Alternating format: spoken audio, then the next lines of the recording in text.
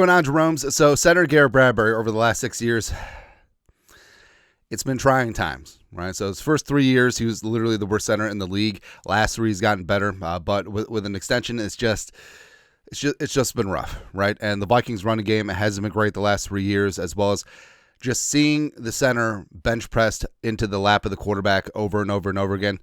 It's kind of tough. Right, and Kevin O'Connell and Kwesi talked about improving the interior offensive line all off season. Vikings did that the first day of legal tampering. Signed up Ryan Kelly, roll tide. The borderline future Hall of Famer, hanging a shingle here with the Vikings. Actually, here's what it is.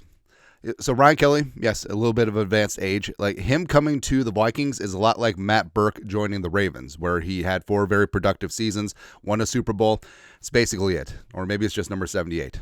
Don't really know. But Ryan Kelly is going to be the guy in the middle. Now, there's been a lot of rationalizing. It's like, maybe move Garrett Bradbury to guard, even though Bradbury hasn't played guard since 2016 back at NC State. Or have him as a backup, except he'd be an expensive-ass backup. So, moving to tight end. He was originally a tight end at NC State, or moving to fullback.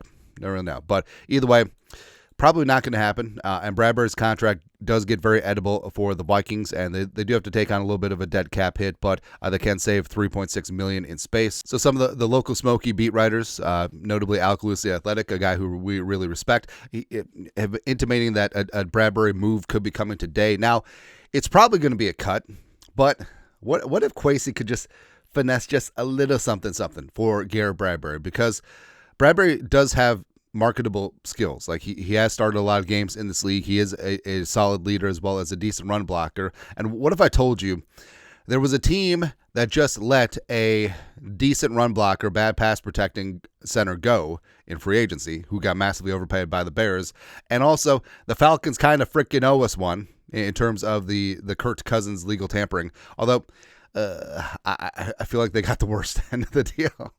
Don't really know. But with the Falcons, like, hey, they could move on from Drew Dahlman to Garrett Bradbury, who's basically exactly the same dude, right? But here's trade.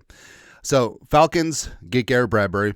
We get the Falcons' 7th-round pick, 220 overall, and then a 2026 conditional 4th-round pick. If Bradbury starts X number of games, it's a 4th. If it's not over X number of games, it's a 5th.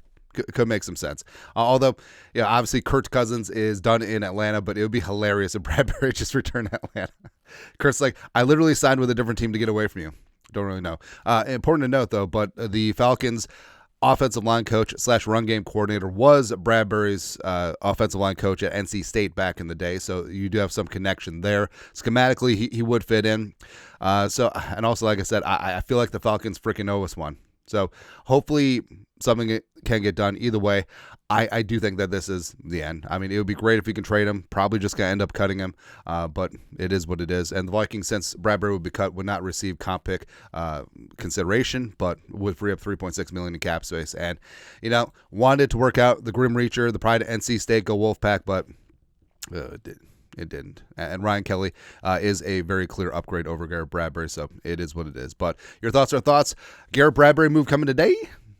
Probably a cut, maybe a trade.